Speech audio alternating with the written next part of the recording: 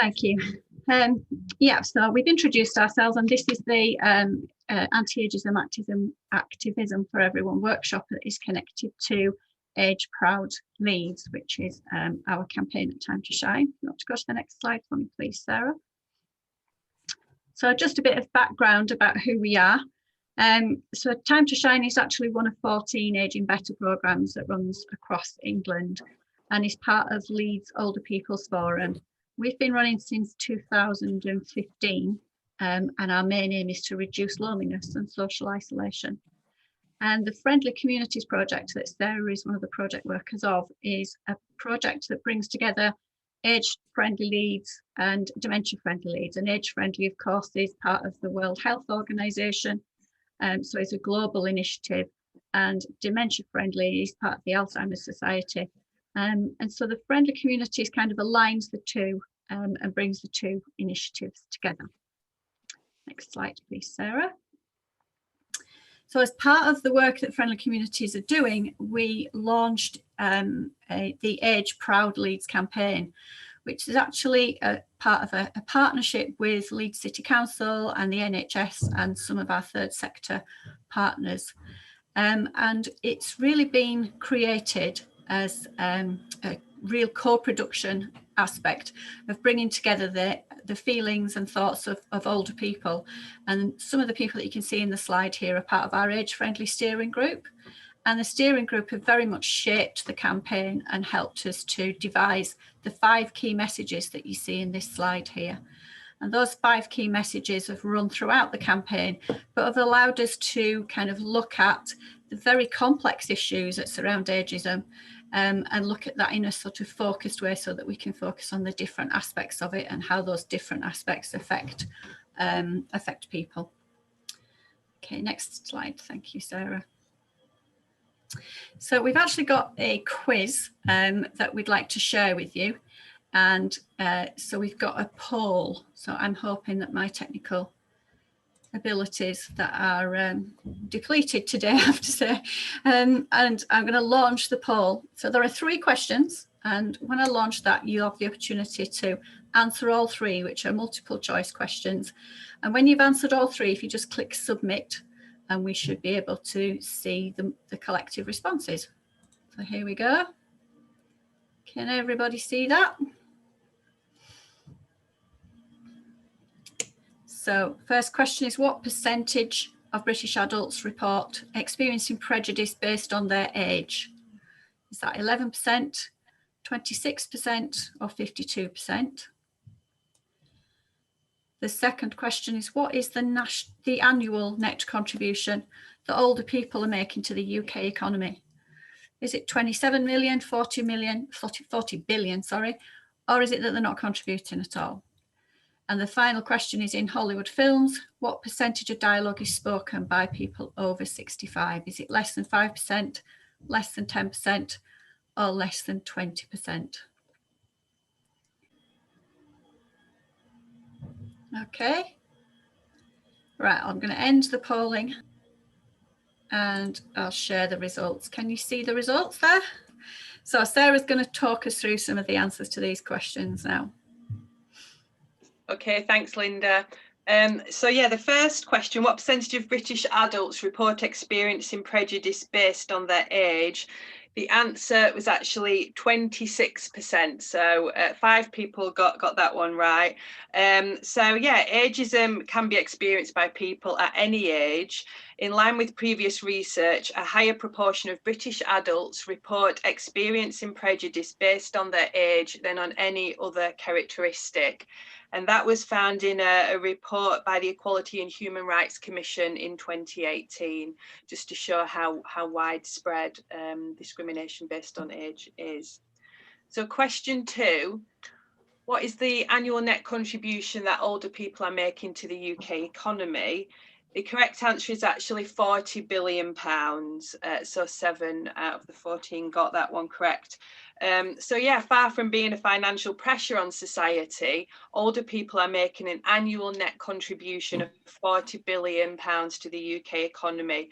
So that's net of the costs of pension, welfare, health support, for example.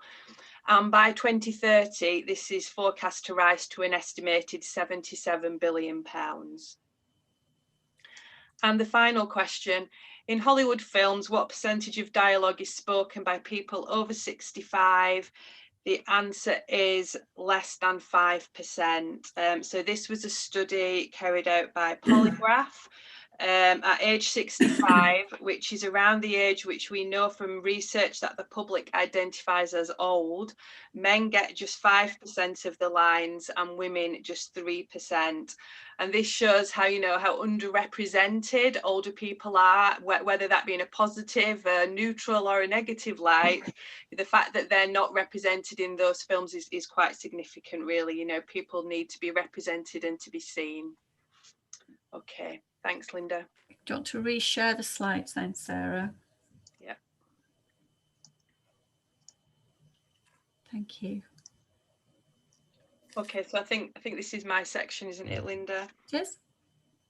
Okay, so we're now going to talk a little bit about birthdays and do a little activity in groups. So just to set some context firstly, when we're children, birthdays are something which we usually look forward to. Parties are planned, there might be jelly and ice cream, there might be presents. We count down to the big day, and children are usually very happy to have a birthday, or to put it another way, to get a year older. Birthday cards for children are upbeat, and the same goes for young people as well, with messages full of positivity and celebration that a new stage in life has been reached. And this continues for a while as we move into adolescence. You know, people get old enough to drive, old enough to drink, old enough to vote. All these milestones continue to be celebrated. And there is a sense that as we become older, we gain things, we gain our freedom and other things as well. So at what point do we suddenly change the tone of these messages? When do we stop with the jelly and ice cream and feeling excited about birthdays? Well, from looking at birthday cards, the tone starts to change around the age of 30. And it's interesting, birthday cards really are a really good example of culturally accepted ageism, where negativity is attributed to getting older. I mean, it's usually done in a jokey way, but the underlying message is clear: younger is better. In many of these cards. So we wanted to do an exercise around birthday cards to get us thinking about these jokes and these underlying messages and what impact they might be having, and think about what we can do about it as well. So I think we're going to go into 3 breakout rooms, and each room will have a facilitator. There'll be myself in one room, Vicky in another, and Dave in another room. And we're going to ask some questions and look at some examples of birthday cards. So when we get in our room, we'll each have 3 cards, and we're going to be asking, are these birthday cards ageist? If so, why? What messages do these birthday cards convey? And what stereotypes do they feed into? And if you could, how would you change one of these cards so it is anti-ageist? So not just neutral, but anti-ageist, celebrating getting older. Okay, so I think Linda's going to pop us into our rooms now. Thank you everybody for coming back. Hope that all went well. The automatic allocation didn't quite work in terms of facilitation, but it went okay in the end.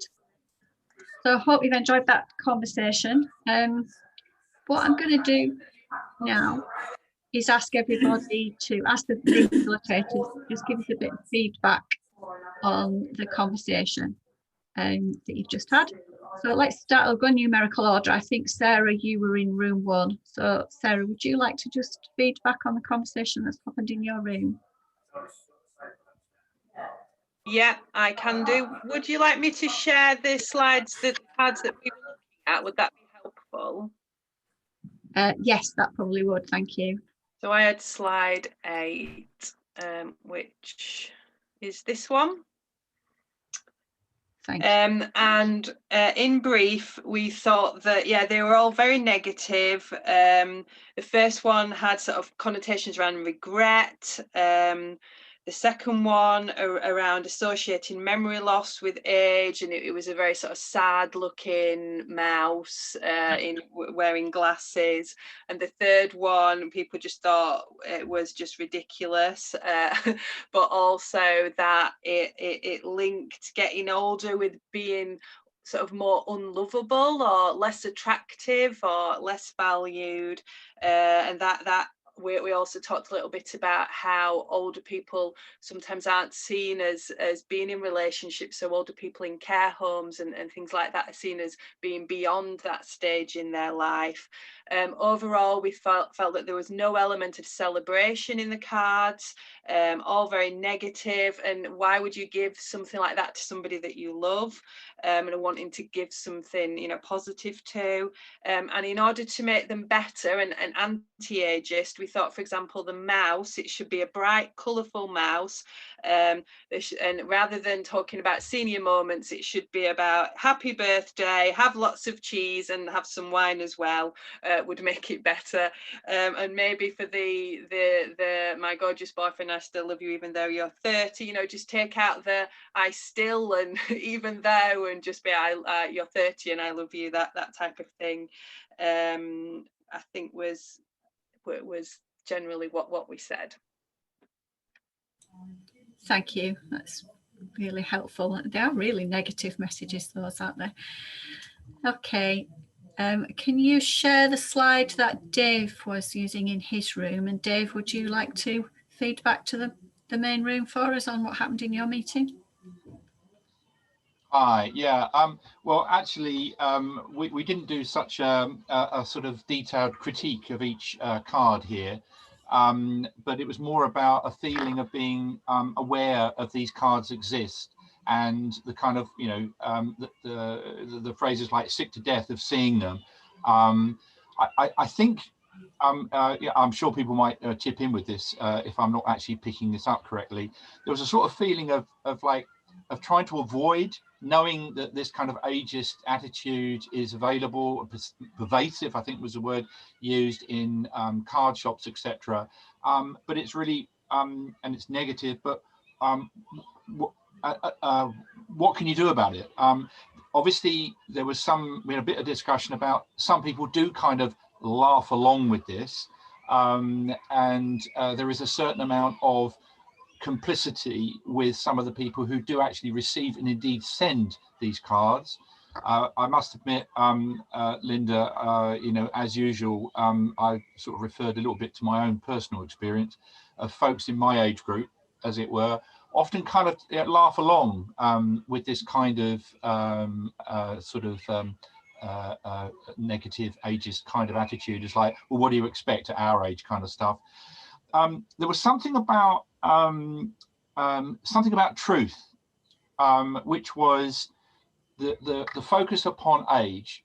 And so, you know, you are old, which equates as bad, and therefore there's a kind of truth about that. You know, age is bad, but that's irrefutable. It's truth.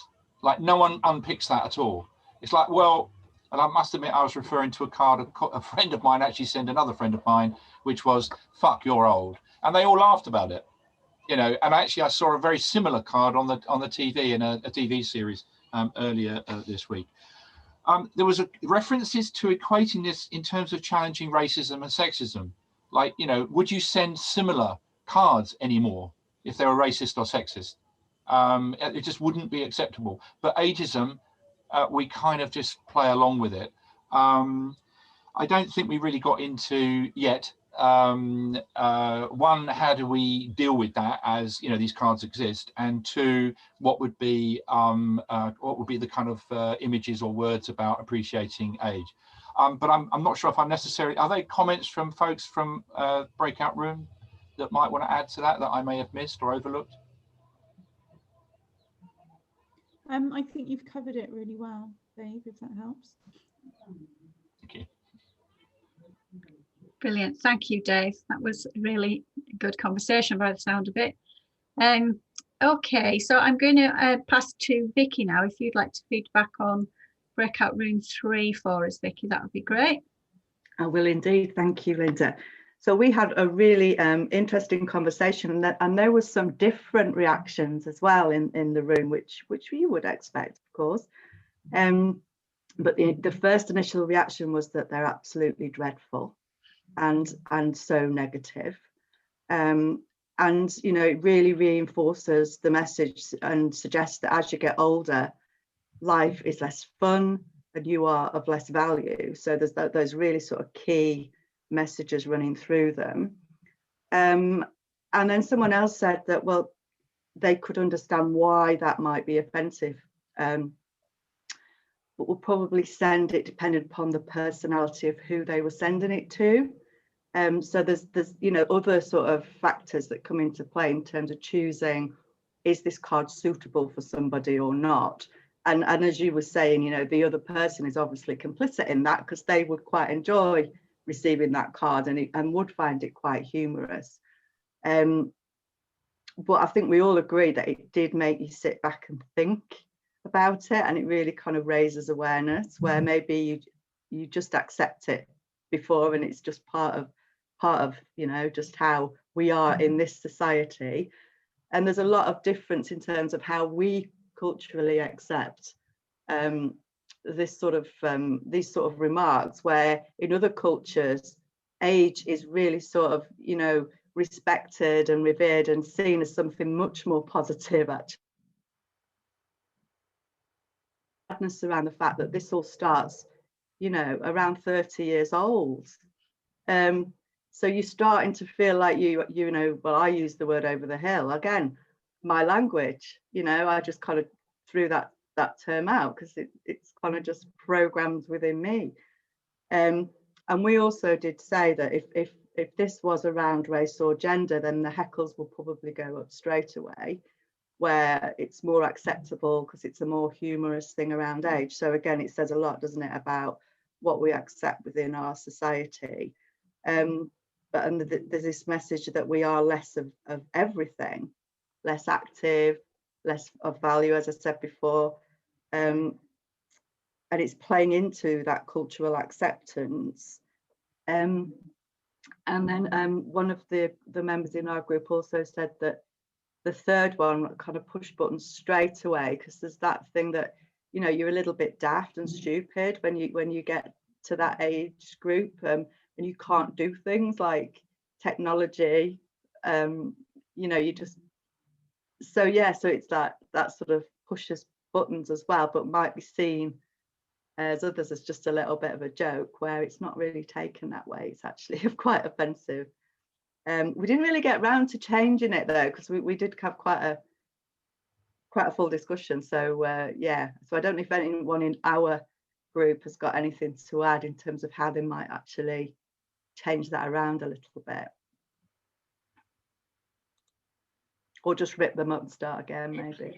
Yes, I would say from that, I would say to put cards with ages on them, you know, because the chronological age is not helpful. Thank you. Thank you.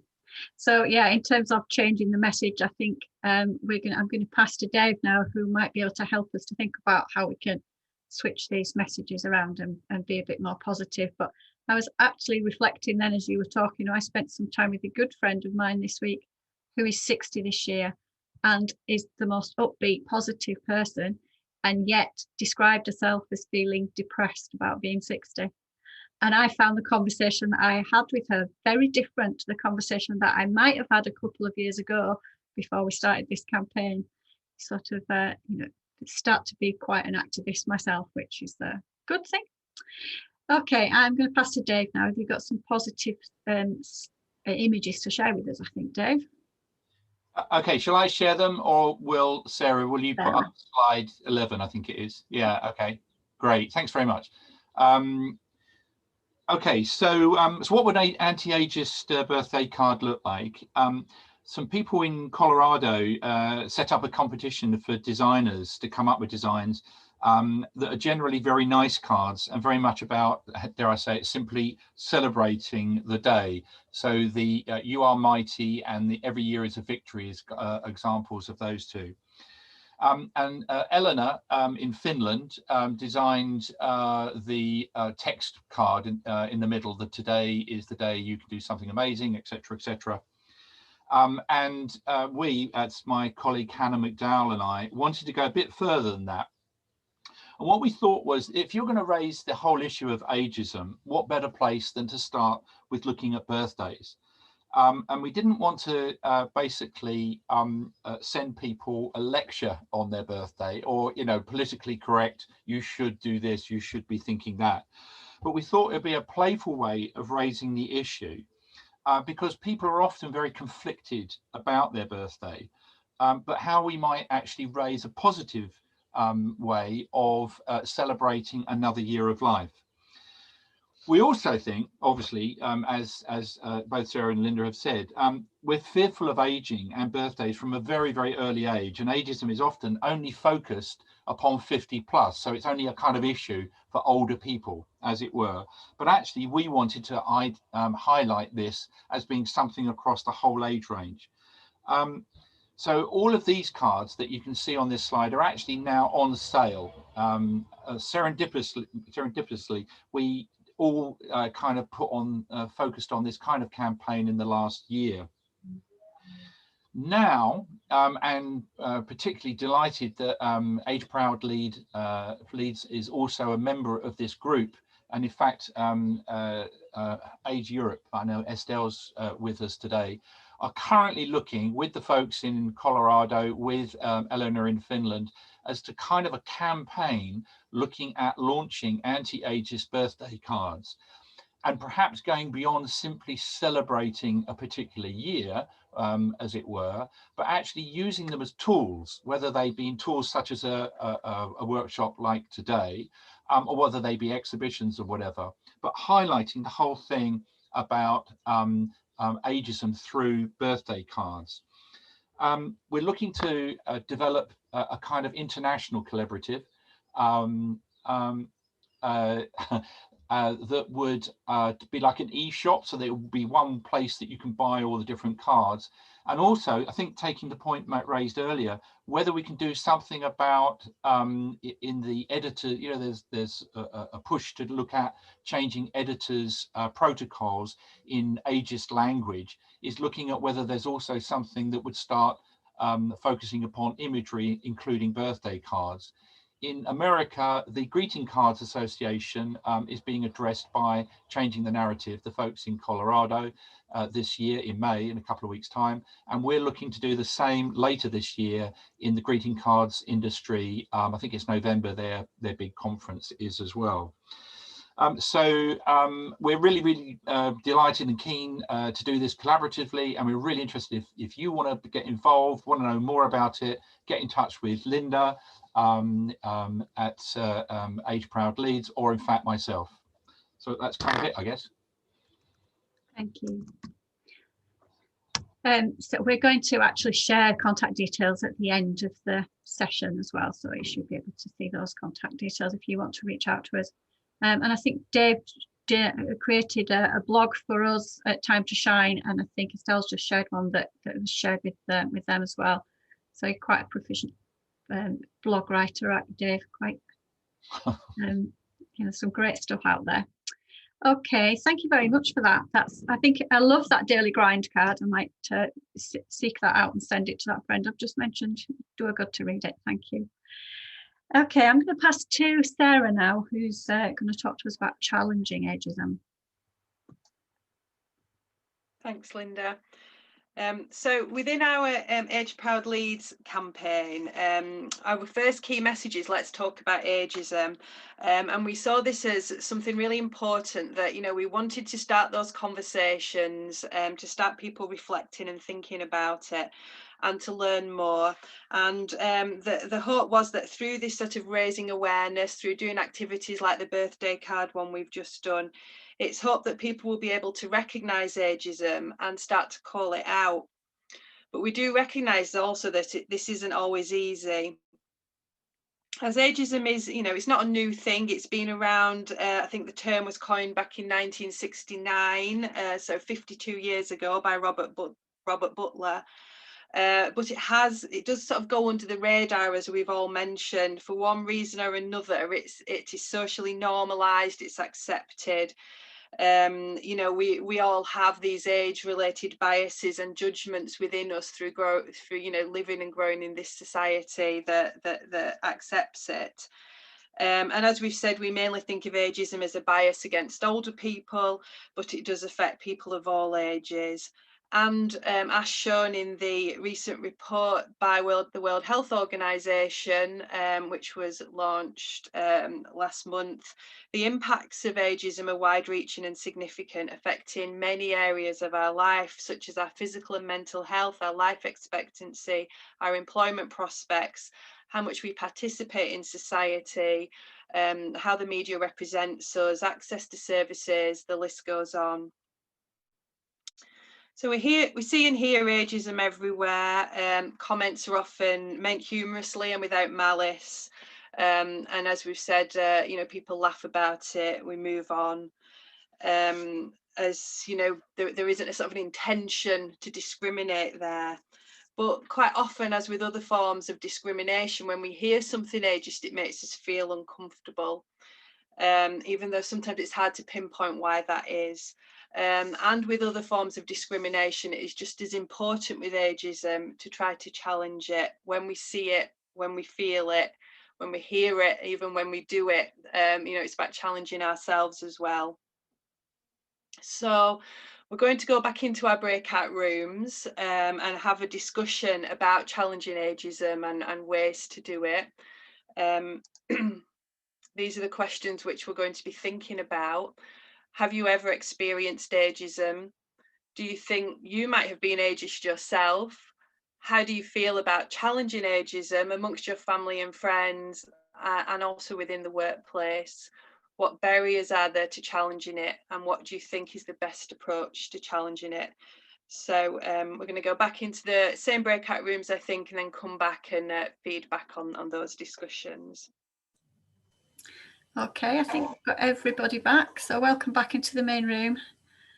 Hope those conversations went nice and smoothly. I'm going to, similarly to earlier on, just going to ask the people, the facilitators in the rooms, to feedback. So again, we'll sticking with the numerical order. We'll start with you, Sarah, if you want to just feedback on how the conversation in your room went and the answer to the questions. Okay, we didn't get through all the questions, but we did have a really interesting discussion. The first thing were around, have you ever experienced ageism? We had a couple of examples of people who felt that they'd experienced it based on recruitment.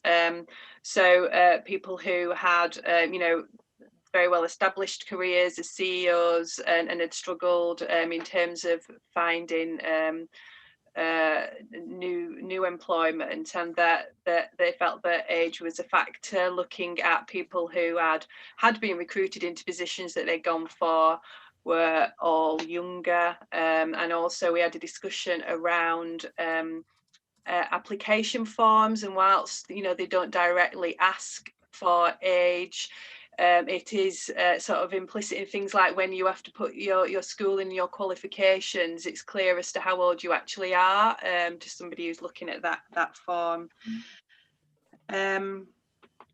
We talked a little bit about whether we thought we'd been ageist, and that conversation was around that internalising of ageism. So a couple of people talked about how they thought they'd been ageist towards themselves, and then that got onto a conversation which looked at sexism and ageism and that interplay, particularly around menopause and within employment as well, and how that is not really ever really considered in terms of the impact that menopause has on older women in employment, and given consideration to that.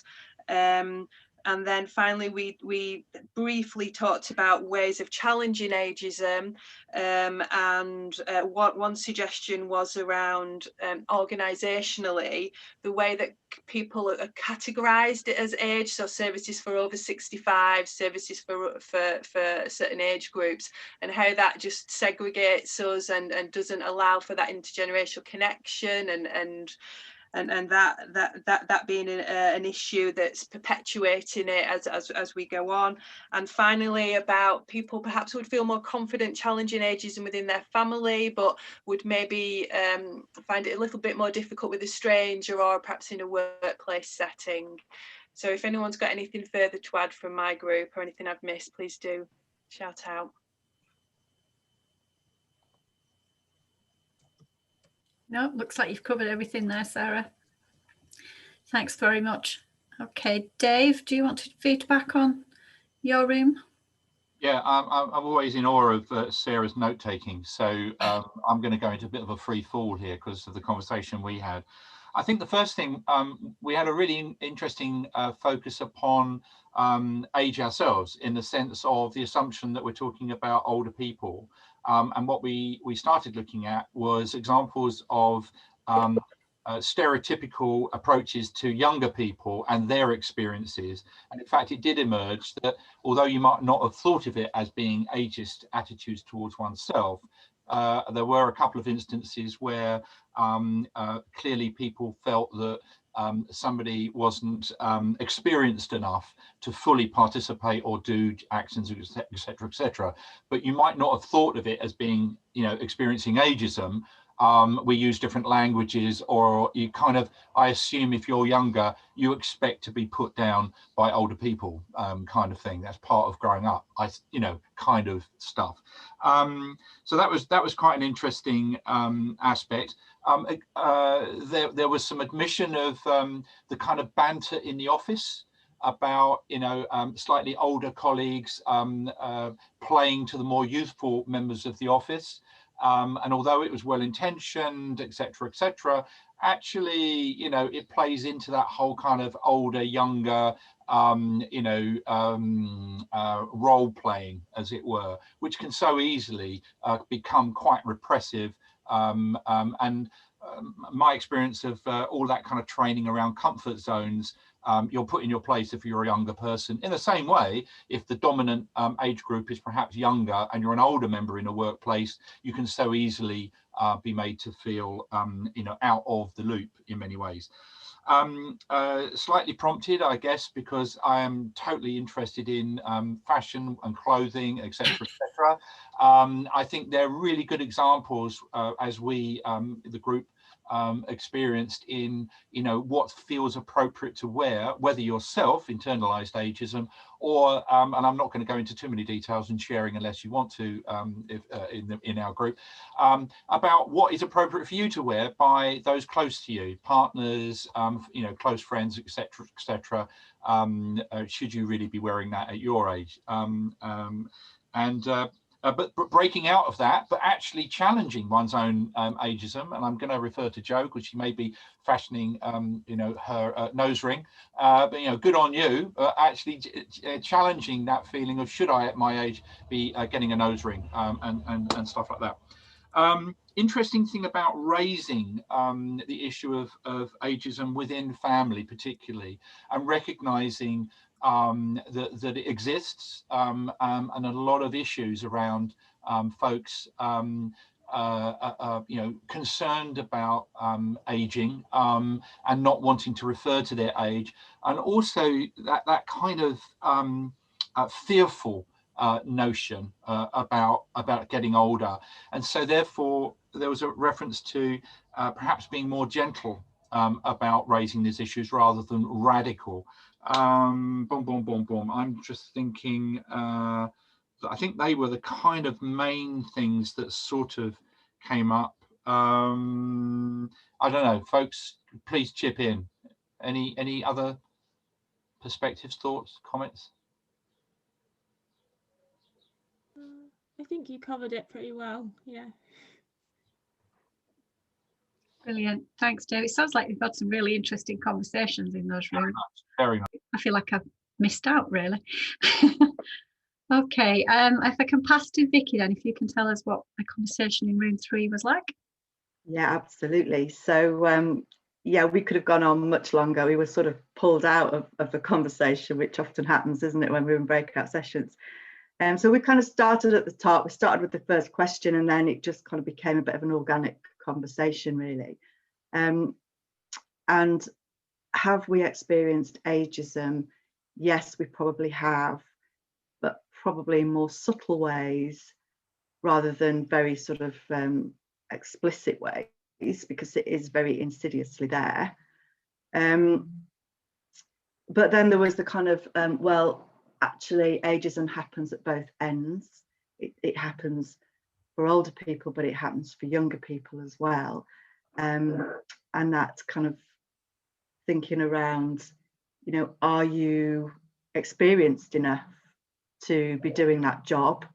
And I gave an example of, you know, my own sort of ageist bias, I guess, around now when I go to the doctors have seem very, very young, much younger than me, and you know, that kind of makes me think, oh, you know, but I think it more makes me think about my own age rather than their lack of knowledge or experience. So it's absolutely there. And then one of the members in our group works with students and kind of challenged them on using the word elderly, to change that and reframe that to older people. And it's like, well, what's wrong with that? What's wrong with the term elderly? You know, we're trying to help people, so it's that idea that, you know, older people aren't necessarily vulnerable, that need saving and helping, and they might like to help you in ways that they can help you, as you can help them in ways that you can help them. So there's that interplay across that intergenerational sort of thing. And that, you know, older people don't like being called elderly. It's offensive. And youngsters perhaps don't understand us. So again, you know, that comes again, that sort of younger sort of ageist vibe. And there was this idea that wisdom comes in lots and shapes and forms, and everybody's got wisdom. It's just different types of wisdom. It doesn't necessarily mean that it's about the age that you are. And then someone else in the group shared how a parent was being pretty sort of ageist around their age, saying that they are more experienced in parenting because they're older than the person in the group who's 10 years younger. And that was quite offensive as well, because it's, you know, just because I'm younger than you doesn't mean that I'm not more experienced in parenting. So again, it's this idea that if you're older, you've got more experience and more to offer. And then there's this idea that, yeah, probably we are all very ageist, but without knowing it. And I think the way to challenge it is to be open, honest, and more aware of it, and then we can have those conversations. So it's not so much it won't happen, it's just be more mindful when it happens and how we can actually just change those conversations to understand that maybe we do need to change our language, and maybe we do need to be doing things in a different way. So yeah, I think that pretty much summed up what we were talking about. Please do add anything in from my group if I haven't mentioned your point. But I think that was pretty much it in a nutshell. Okay, thank you very much. That's brilliant. And it does sound like the conversations have been really rich. So yeah, and hopefully this will help us all to kind of think about ageism and challenge it in a bit more of a confident way now. But it is quite a tricky topic, isn't it? Okay, and oh, sorry, Sarah, did you have something to add? Yes, I do actually. I've recently been looking into the effects of long-term discrimination on people's mental health and physical health. And it occurred to me, I became, which is very bad actually, and it's long-term and it's really negative. And when you look at the people in the mental health service that have experienced long-term discrimination through racism, homophobia, etc., it also occurred to me that actually the same thing's happening to older people. As you age, I became deaf at 40, and following an accident. So it wasn't a natural process, it was sudden, and I found it very difficult. But in my struggle to try to hear and get used to lip reading suddenly, and wearing big hearing aids, I've since had operations and have some hearing restored. And it's wonderful that these give me as good access as you, because they're set up to Zoom meetings. It's better than real life meetings. But when people lose their hearing, we discussed eyesight earlier, and that's associated with age, but so is hearing. But hearing is far more profound. And as you lose your hearing, you lose your concept of what's going on around you. When you get getting very subtle negative impact from that, you're not taking part in conversations, people perhaps aren't including you, you are withdrawing, it's a cognitive effect. I know it happened to me very seriously, and I had to fight to get out of it. You withdraw, and that impacts not only how you look, it affects how you dress, how you age, how you are. So I don't know if this, I've seen lots of work being done to get people to help people alleviate isolation, but actually I think there needs to be more work around self-worth as you age, being aware that actually if you address losing your hearing or your eyesight head on, and you're loud and proud about it, and looking around the room, there's some wonderful glasses. You can't see my hearing aids, but I have long hair to cover them, sadly, because people's perception of someone who needs hearing aids is not positive. But if there was something to empower people to age with more confidence, and if you can have mirrors held up to you so that you look at your appearance and how you're perceived, I think the aging process would be a lot easier for many people. Sarah, hi. I work for RNID, and yeah, and for the last 3 years I was on a project based in Greater Manchester, which was all around hearing loss as you age and isolation and the impacts it has. And part of our project was to try and get people who are experiencing isolation due to the hearing loss and the lack of confidence back out to doing things they used to do. So we used to try and get people, and we were working alongside Ambition for Aging on this project, and it was really interesting because the project again was for over 50s, but actually there were lots of people who were younger who were experiencing the start of hearing loss and problems like that were also going through the same issue. And it was very difficult to kind of say to people, no, we can't help you because you're not over 50. We didn't do that. We would help whoever came to us for help. But it is a major issue, and we've just started a project in January in Leeds, actually trying to do a similar thing, which has been a bit of a slower start due to obviously people aren't meeting in the groups and things like that, but we are getting there, and we're trying to kind of get a bit of a foot in the door to find people who we can help with that process. And it's a lot more isolating, confidence shattering than people even realize, because people say, oh, it's just hearing loss, or you're not in pain, or you can still go out and do this, or you can. We've even had people say, oh, well, at least they're not blind, and at least they're not this, and they don't realize the negative impact that even losing your hearing in one ear, even starting to lose it, just missing out on, like you say, those bits of conversations, it can be really demoralizing for people. I've actually been helping unofficially. I don't do it professionally, but I also have, from the accident, tinnitus, and they often go side by side.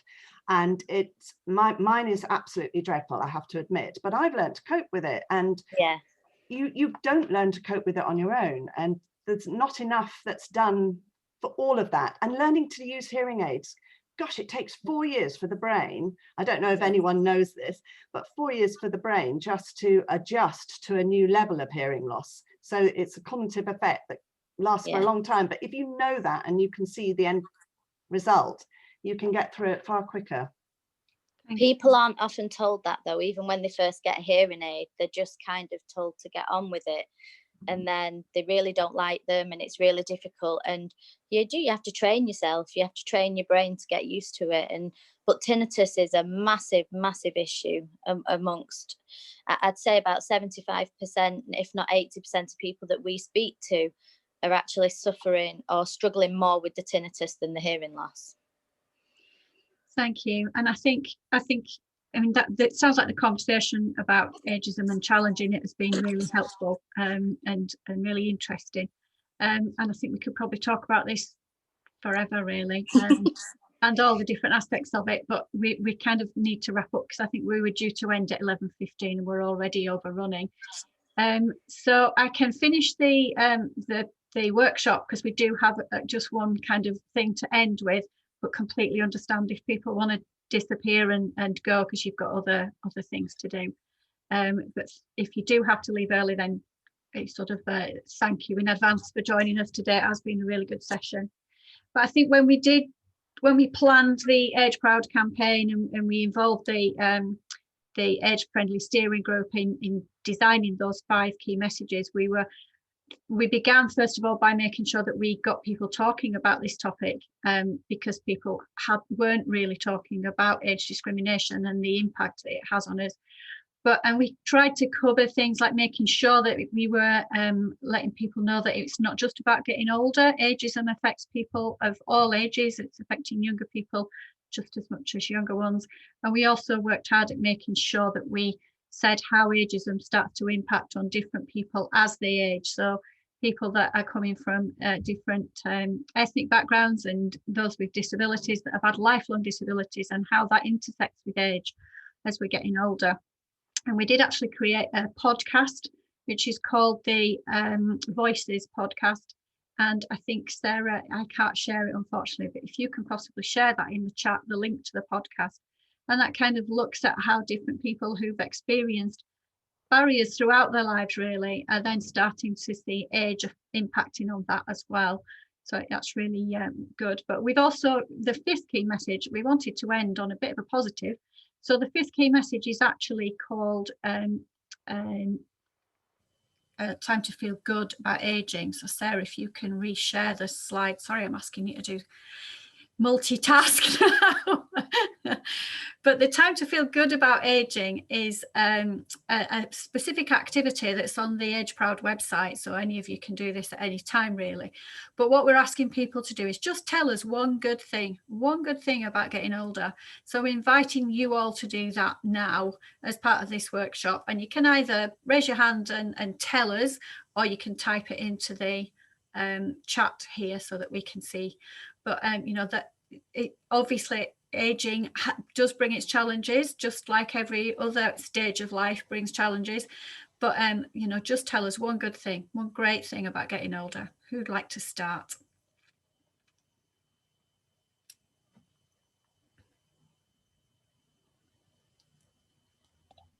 I can start if you want. Yeah, please. Working with older people regularly, the main thing I'm looking forward is to have all the big life decision behind me, you know, like at the moment they are ahead of me, and it can be quite pressuring, to say the least. Thanks, Estelle. Andy, did you have something? Yeah, well, yeah, similar to that really. It's responsibilities are kind of behind you. You've done your caring, except of course with your aging parents, which is you know, you're in that sort of sandwich position. But yeah, I've just bought a camper van this week, so I'm looking forward to loads of great leisure time, enjoying myself, me and my partner out there, seeing the world again in a different light, with less responsibility and hopefully soon less work to do too. Brilliant, thanks, Andy. I envy you. I'm longing for a camper van. Anybody else? We've got some great ones in the chat that people are saying that they just feel more confident and able to be themselves, and that they're feeling wiser. And and don't apologise at all about taking over. That was really interesting addition to the workshop, so no need to apologise at all. Dave? Yeah, I just want to throw in, I'm going to put aside the whole thing about being wiser. I like the opportunity to learn and grow, and actually, if anything, acknowledge that I know very little, and there's a lot to experience still. Yeah, thank you. I think a lot of people are saying things like being more emotionally intelligent, more confident, more philosophical, calmer. These are great things to start feeling, aren't they, as we're getting older, and things that are challenges for us sometimes in the younger stages. And yeah, absolutely, Vicky, there's still so much more to experience. Thank you very much. So I think we'll end there because we have overrun by a few minutes, but thank you ever so much, everybody, for joining in. And if you want to go to the Time to Shine website, the opportunity to look at the I forgot what I was going to say now, to add to your one good thing about getting older, and also to listen to the podcast. And I think Sarah was going to share a slide that was about tips to challenging ageism, and she's put a link to that in the chat there, so that because we overran, we kind of didn't go to that. But there are top 10 tips for challenging ageism, especially if you see that in the media, and the opportunity to stand up and say that's not okay. Okay, thank you ever so much, everybody, for being here. It's been really interesting. Sorry for the technical issues at the beginning, but I hope it hasn't spoiled the experience. Thank you. Thanks, everybody.